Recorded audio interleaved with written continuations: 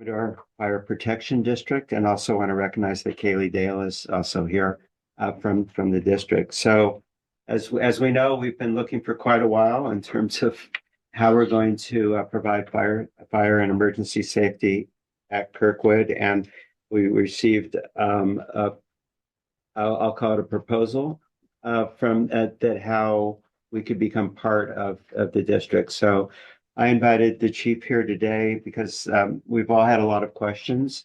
So we put together some to start with, but this is an interactive session.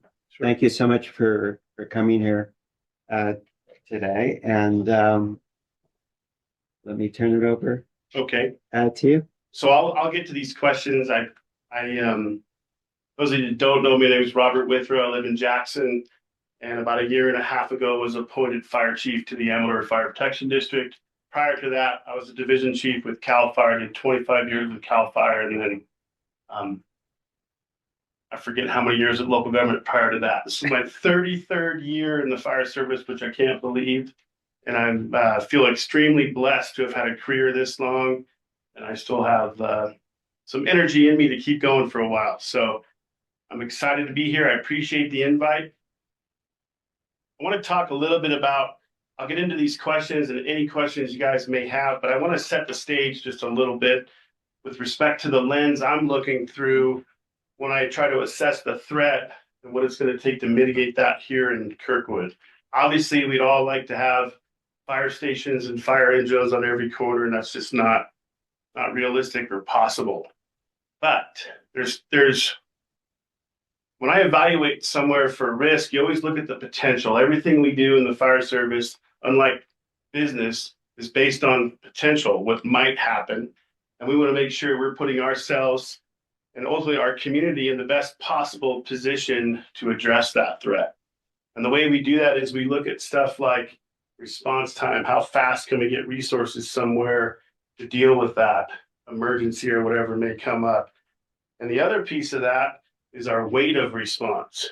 So there's a big difference between a fire engine arriving quickly with one person on it versus a fire engine arriving quickly with 3 people on it, right?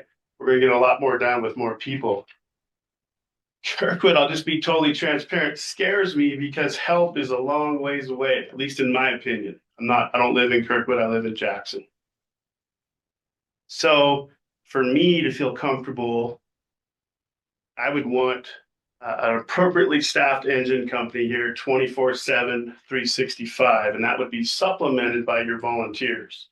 And I think that, in my opinion, would address our weight of response. And obviously our response time is pretty simple. The fire station is a great location to serve this community. There's no problems there.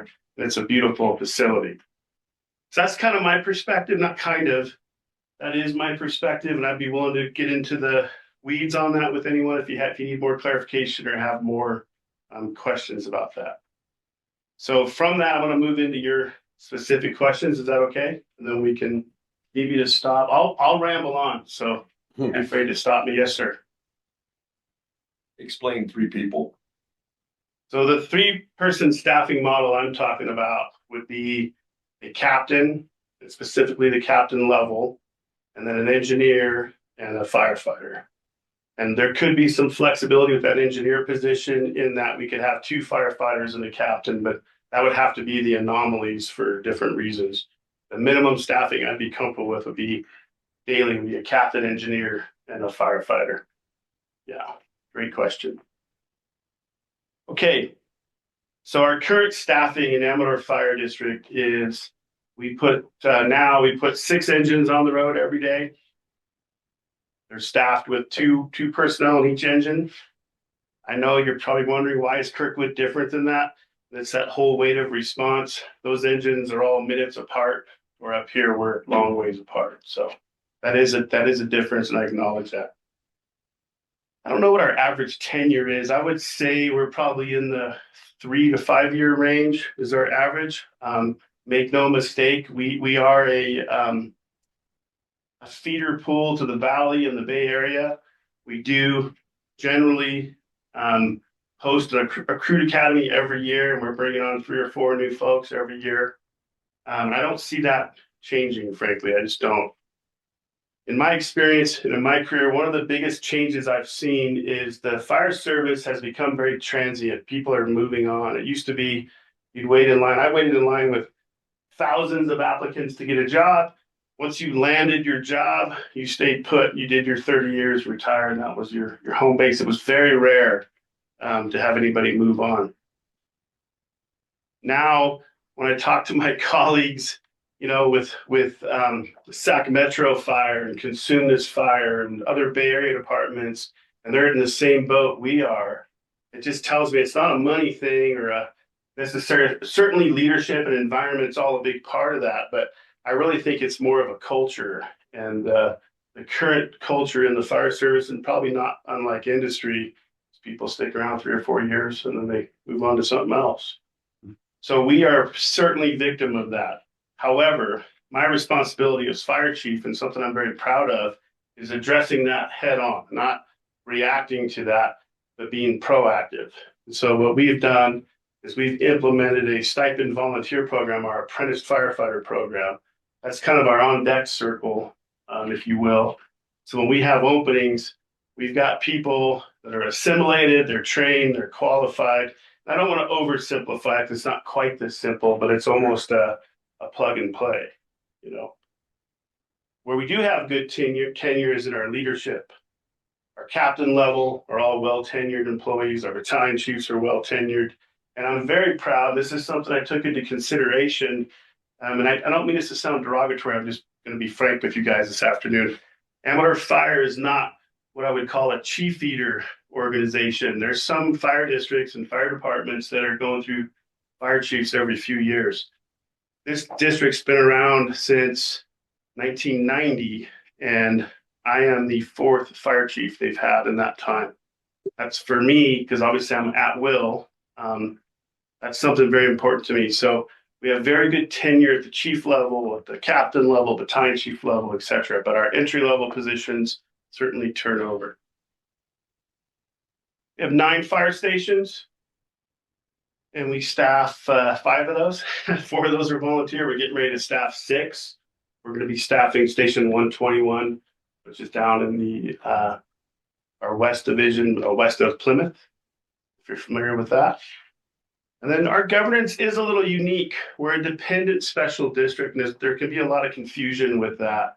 And I look at it that was one of the things that concerned me about accepting this position or going after this position, was that I'm working for the Board of Supervisors. And the reason that concerned me was I was thinking, hey, is their priority going to be the fire district or just keeping their constituents happy regarding Board of Supervisor things? And I will tell you without a doubt, one of the best parts about my job, frankly, is working for the Board of Supervisors. Very professional, very supportive, have no problem holding me accountable, which we all need.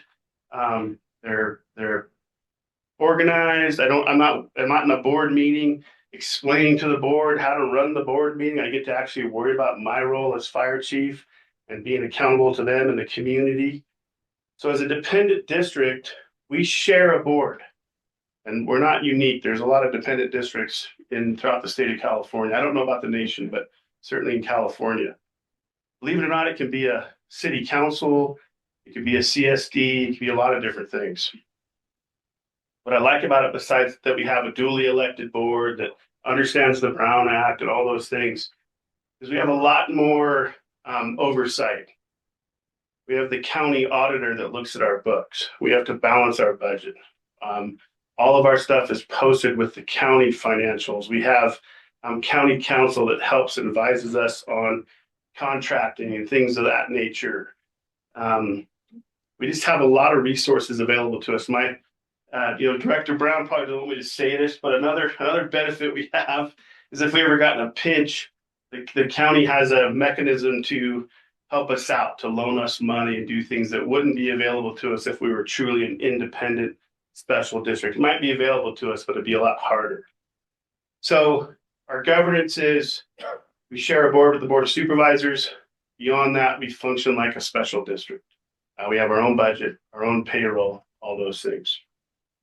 We employ Administratively, we have two administrative positions. We have a person responsible for our HR, all the stuff that comes along with that, workers' comp, benefits, etc. Then we have a person responsible for our finances, which includes payroll, which kind of dovetails into HR. So paying all the bills, keeping track of the budget, so on and so forth. Kayla Dale, who's with me today. Kayla's kind of a right-hand person, I should say. She's our public information officer, but frankly, does way more than that. One of the things that's very important to me as fire chief is that we always connect with our communities. I want to be accessible. I want the fire department to be accessible. I want the community to look at it like, not that we're Amador Fire, that, hey, that's my fire department. And Kayla helps us do that by, coordinating all kinds of community outreach. We are doing something in the community weekly, if not daily. That's very important to me. So Kayla fulfills that role and then does all the public information officer stuff that comes along with fire district. And then we have a fire prevention officer who works full-time and does fire investigations, and then the engineering side, the code enforcement, etc. We cover 513 square miles now. We just merged with a small district, Lockwood Fire Protection District. And like I said, we do that. We put 6 engines on the road. We just recently ordered a ladder truck. I'm really excited about that. And that'll be in service here sometime in 2026, hopefully early 26. So we'll be putting, with 121 opening, we'll have 6 engines and a truck company on the road every day. That's a big deal for us down there. It's a big deal for the county. It takes a lot before you really need a ladder truck, and we're there, and it makes me happy and sad. I want to keep the county small too and rural, but without growth, right? If we're not growing, we're dying. So county's growing a little bit. Our call volume, we're in about 4,500 calls a year, so about 12 calls a day district wide. Sadly, we run a tremendous amount of horrific traffic accidents. I would say we're probably up there in the state for traffic accidents, which is a bummer to say, because I believe one of you is a volunteer. As you know, traffic accidents are one of the more tragic things we deal with respect to people being injured and fatalities and all those things. But our district, on a weekly basis is cutting somebody out of a vehicle, flying people out, just bad things happen. It's mainly Highway 16 and Highway 88. We have, yes, sir. The ladder truck will be stationed at the Jackson Rancheria. Yeah, be at 116. Yeah.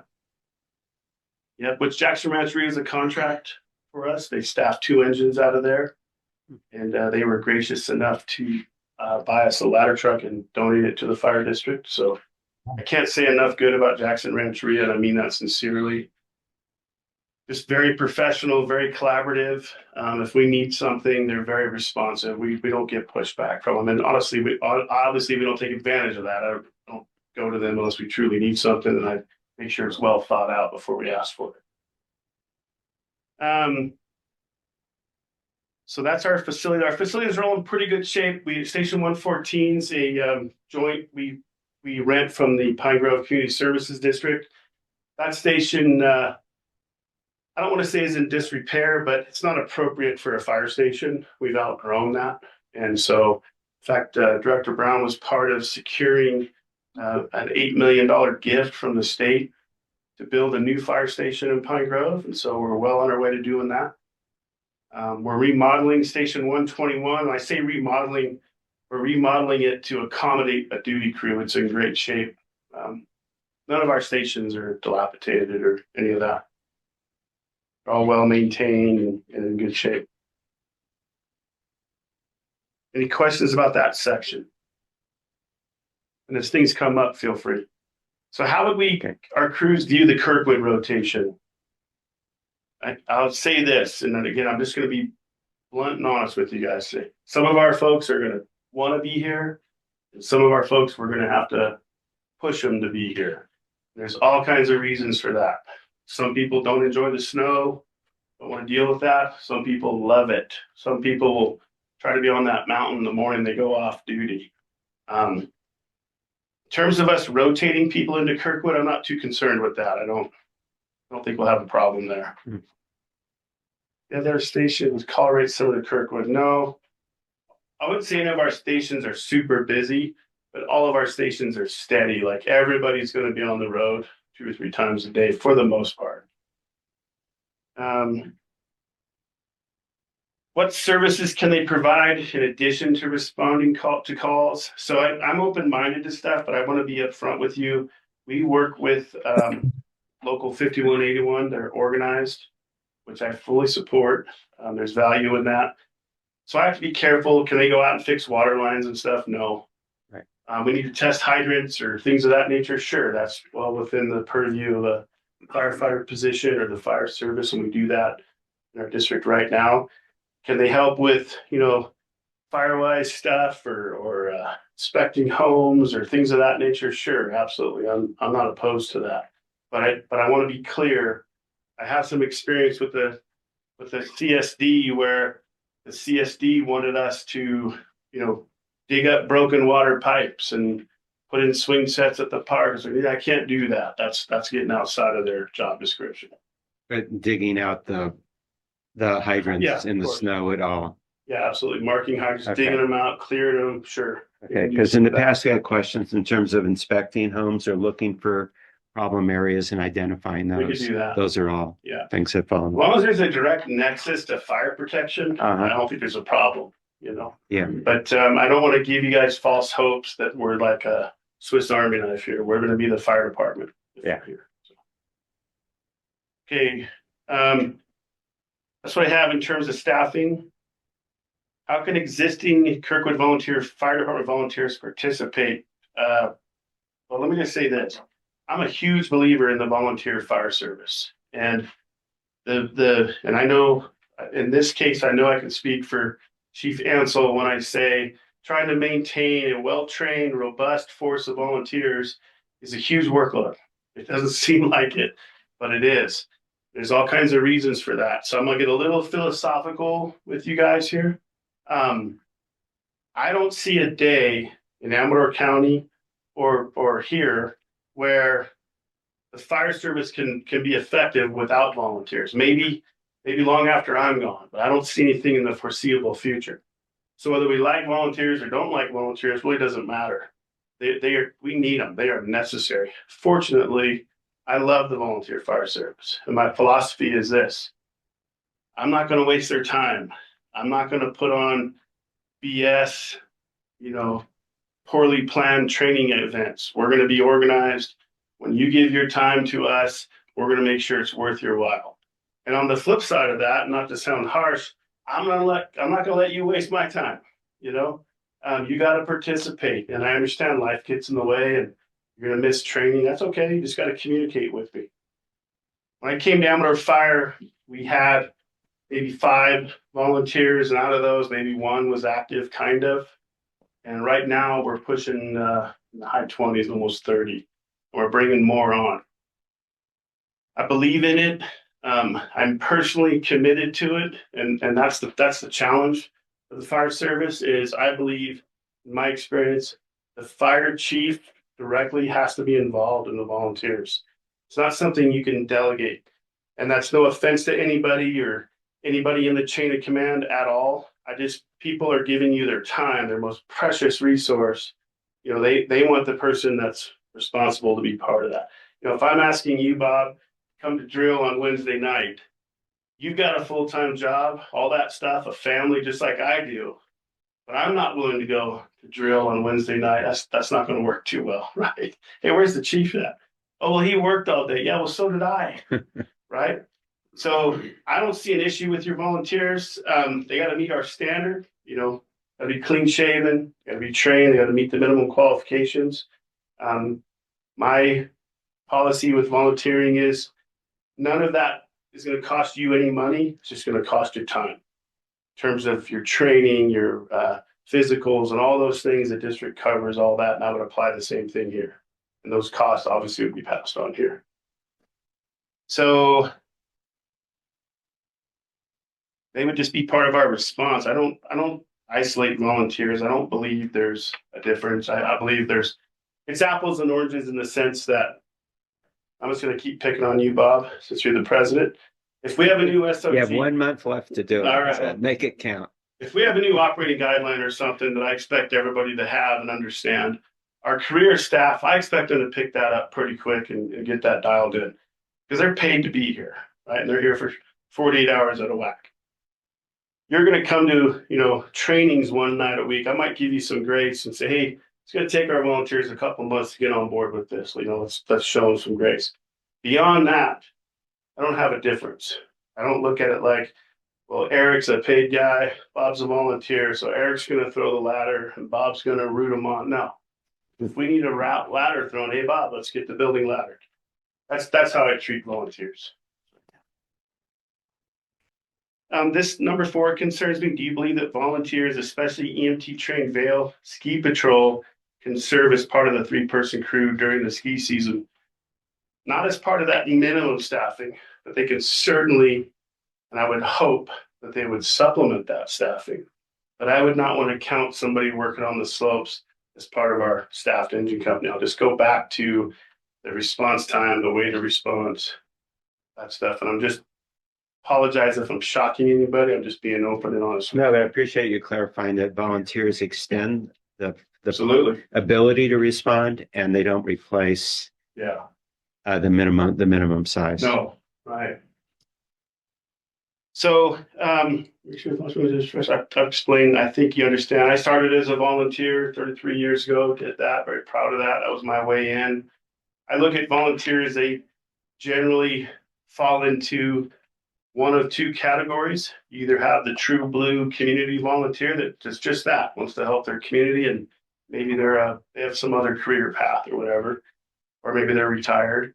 Then you have the volunteer that wants to do all that, but wants a career in the fire service and sees this as a avenue into that. And I think there's value in both of those. So I have no concerns. Your volunteer program doesn't concern me. Okay. Extended emergency medical services. We understand that beyond the treatment an EMT can provide, a paramedic can provide critical assistance, including opening airway, painkillers, etc.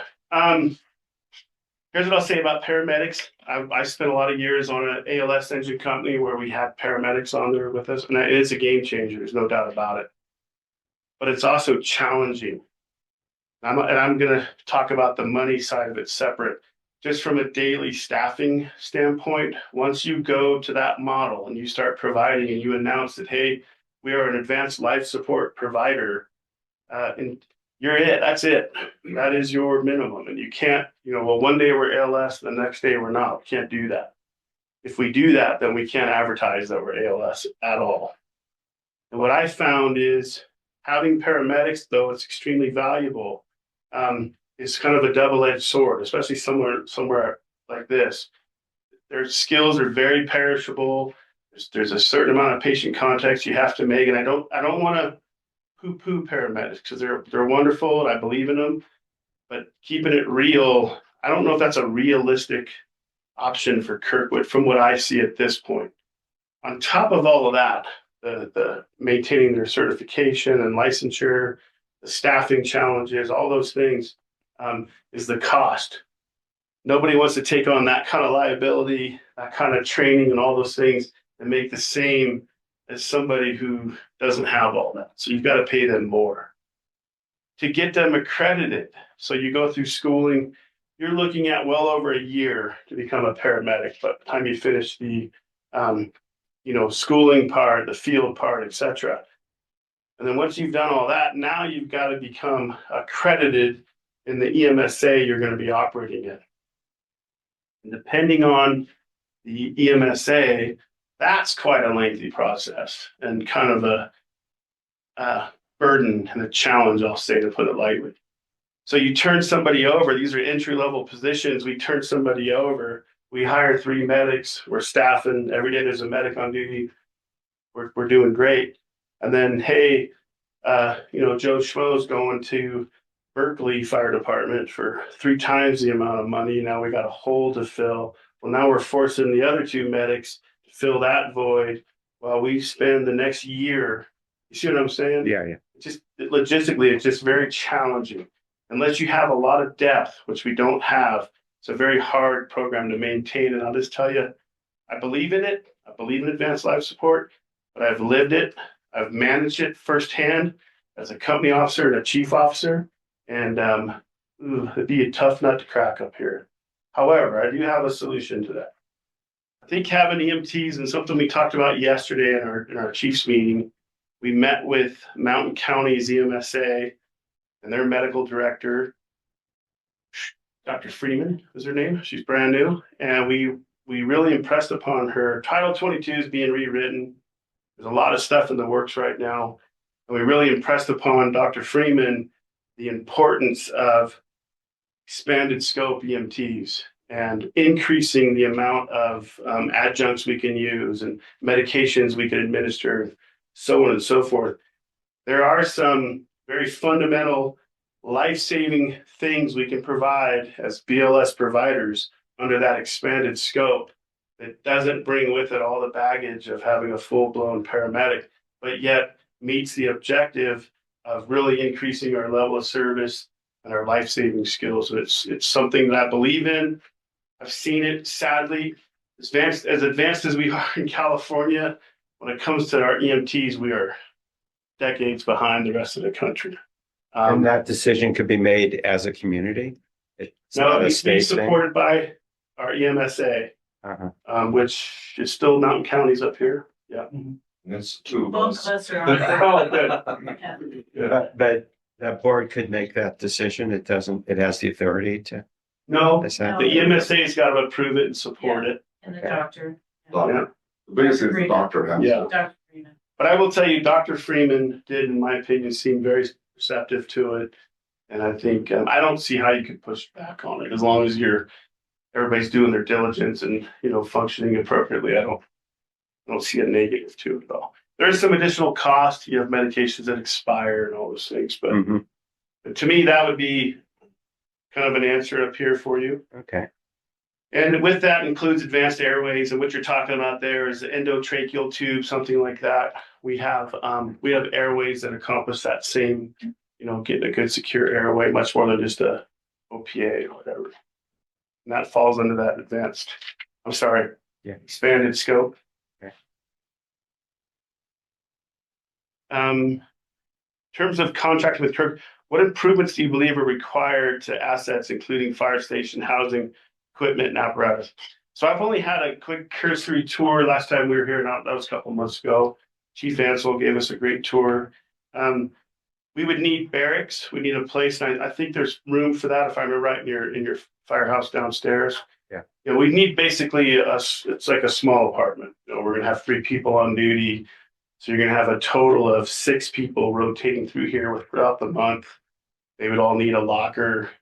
We would need 3 bunks, refrigerators, that sort of thing. I don't see any, from what I saw, nothing was like, oh my gosh, we'd have to do this. Your apparatus didn't scare me at all. I don't see I've seen much worse. I hate to say some of ours might be a little worse that we're working on right now.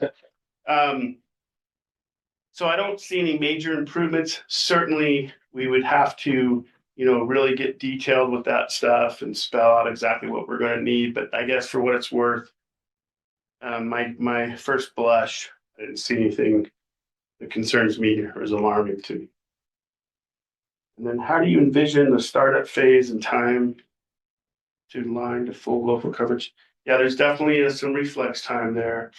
Our hiring process, from the time somebody's hired to meet in the seat, we're probably talking. You're probably talking upwards of 4 months, something like that. And then LAFCO. Well, that's fast. Yeah. Well, this would be a contract. Okay. Are there any suggestions on how we could reduce cost or raise revenue?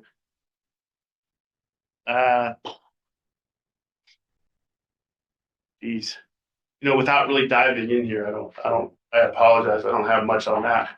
Yeah. In terms of raising your revenue, you're talking about the 218 process. Yes. We just went through that very laborious process, but I don't know if Director Brown would agree with me. I think the benefit assessment route is a really good way for funding. It's stable. It's got a mechanism in place to increase with the CPI. From what I see, I like that much better than I do our sales tax, our Measure M. It's just super clunky, super volatile. So I think you're on the right path with that. So that's what I have for your set questions, and I'm willing to take any questions you guys may have. Okay, and just for those of you on Zoom, if you have a question, raise your hand and we'll start with the board. Yeah, there's one that Did I miss one? you didn't touch on, which was transport, either. Oh yeah, I'm sorry. You know, how's that handled as far as ambulance or helicopter transport or whatever? Do you have it? Who is your provider right now up here? Helicopter? No, for ambulance ground transport. In which county it is. If it's in Alpine County, it's Eldorado Medical Services, Medic 7, usually Yeah. in Lake Valley, and then of course American Legion on the Okay. Amador side. So, you guys have to help me out. I think in Amador County, nobody else can provide ambulance service other than American Legion. They're the sole source I provider. just don't know about up here. No, Alpine County doesn't have a sole source because I live on the west side. We have Okay. Edits Pass. Yeah, okay. Provide for us, and over here it's Lake Valley, and Yeah. then also down in Yeah. Nevada. Frankly, I tend to shy away from transporting medic units with the fire department. There are places where that works very well. And I understand where it's kind of an anomaly up here. I certainly, as fire chief, would not be opposed to exploring that.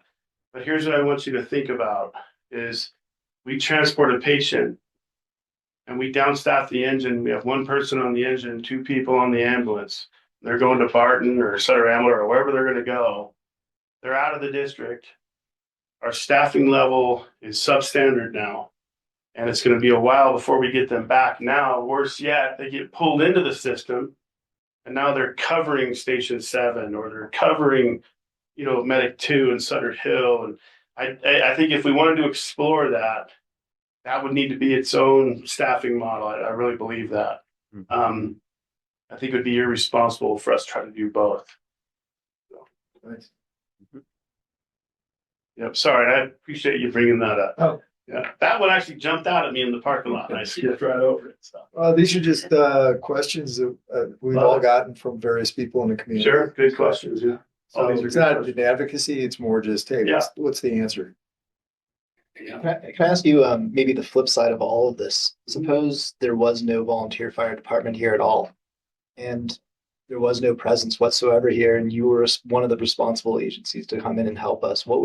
How would that change your prerogative of servicing Kirkwood over the spur, and obviously with the assist from coming from Markleyville for Eastern Alpine? But what would that look like to you? So forgive me, but I want to make sure I understand your question. If the KVFD fold, We're not contracted. not contracted, And there's nothing. here, Yeah. and KVFD goes away, what would be your thoughts or response to that in terms of how you might change your prerogative on how you might have to service us?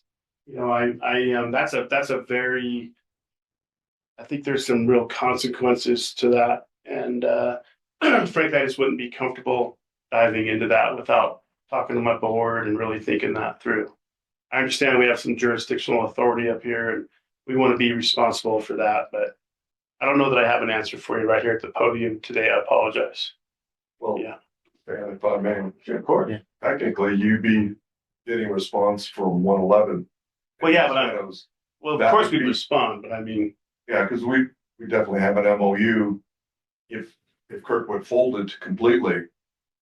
But that would be a 45-minute trip. With, And that's, with good With roads. the spur open. yeah, Yeah. and then if we have an avalanche, we're not responding. And that's That's the hardest thing. And honestly, that's what scares me about here is what I think in my mind is in the wintertime, the summertime, no big deal.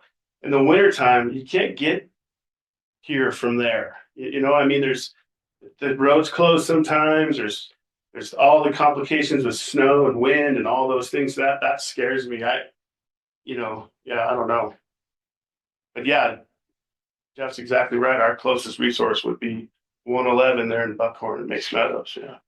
Which is not an acceptable level of service, obviously. I have to believe Lake Valley would be closer to other places like that. Chris has a question. Okay, Chris, go ahead. Hi, thank you, Chief Withgo, for your presentation and your candor. The question may be naive, but could you speak a little bit as to the charter of your fire district? And I guess the blunt question would be, is there an obligation perhaps as the Amador Fire Department to cover Amador County? And Kirkwood is partially Amador County, or is it something that maybe because of Tri-County or whatever we need to contract with especially?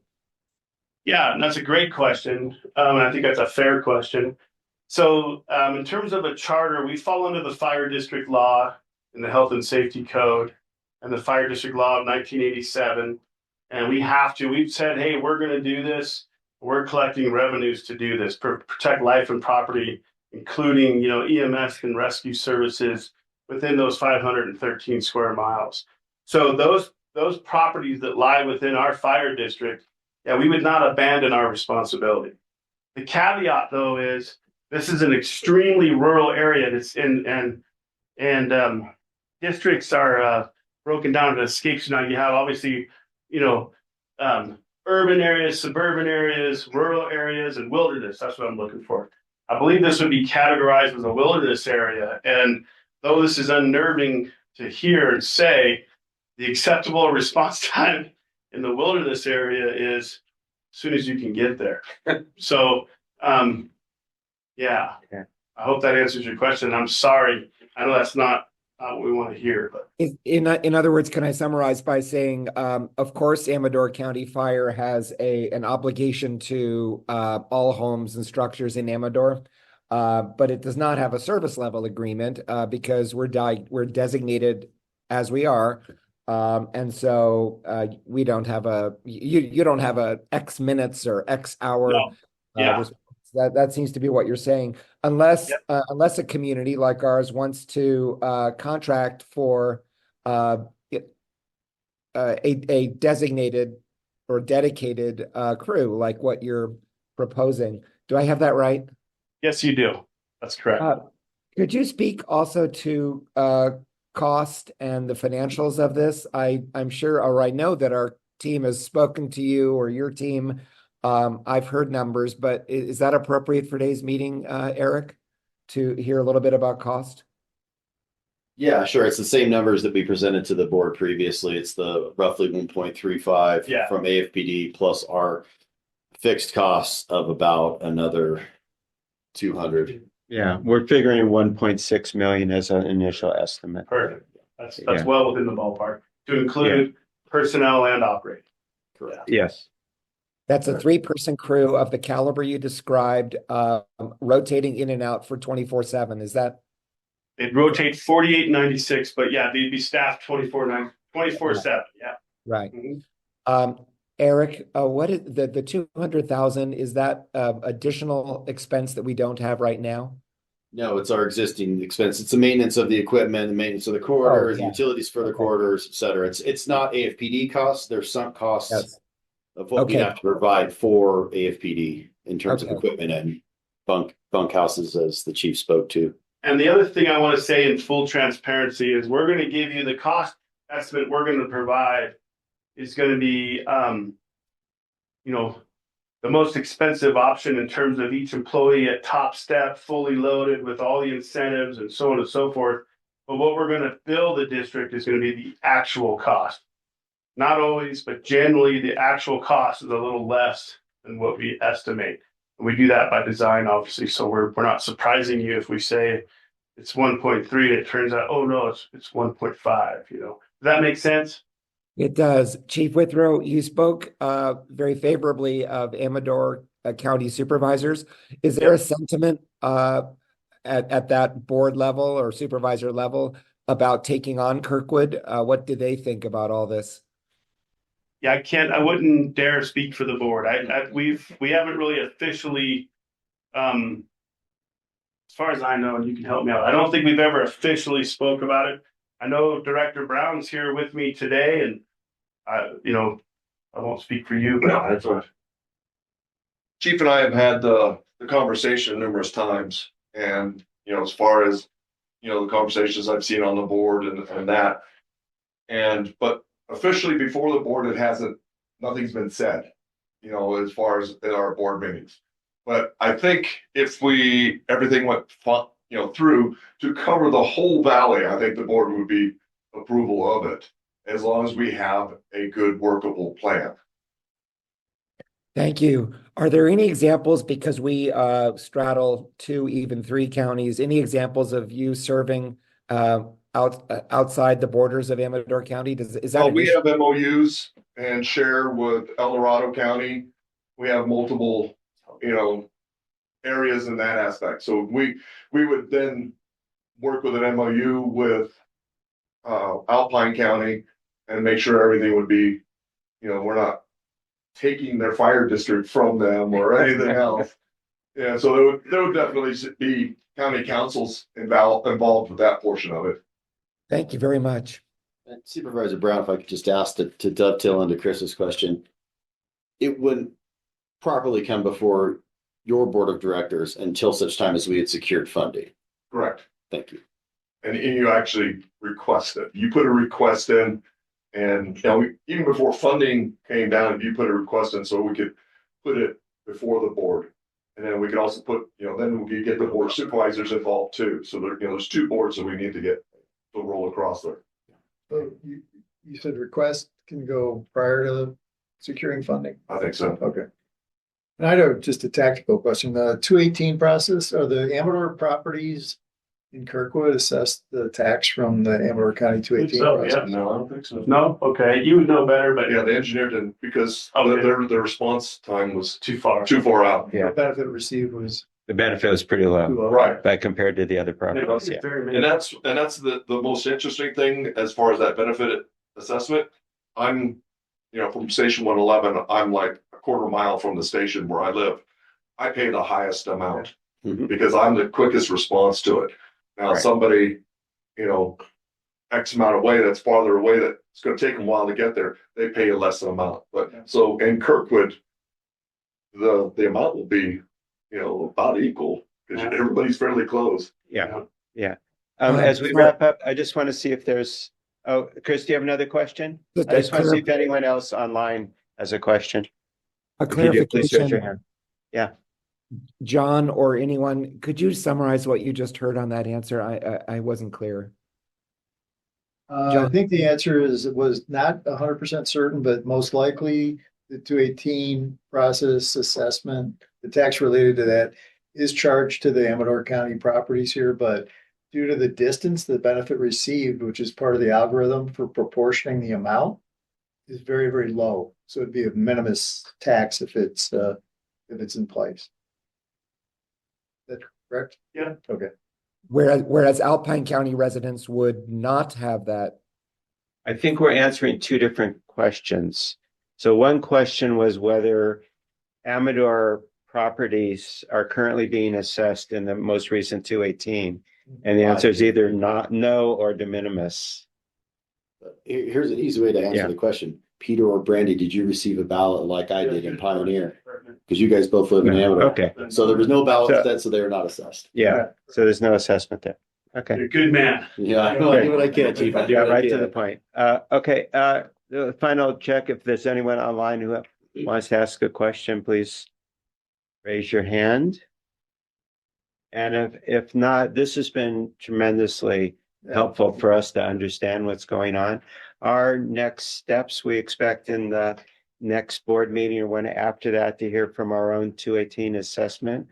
We've been reaching out to the community. The big question is, it's obviously a large cost.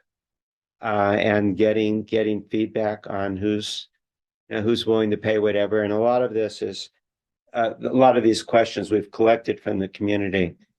And so this gives us a really good basis Good. to go Yeah. back and talk to them. Feel I free to really, reach out yeah, with more. I'm happy to answer. okay, I yeah, just wanted to answer one more question from the county side of all this. We don't pay into AFPD for the most part. It's through our Measure Q. right. M, excuse me. I got Q and One of M. those letters. Yeah, Measure M, and then our assessment. So that's how we pay for And then we're now up to how many contracts? We're Jackson, Plymouth, Three. three contracts that we did. So you guys would be the fourth contract. Mhm. That's great. Again, thank you so much for your Yeah, time today Thank and for you driving guys up here. very much. I appreciate your guys' Yeah, help. thanks, Chief. Thanks, Okay. Kara. Thank you. Good to see you guys as always. Bye.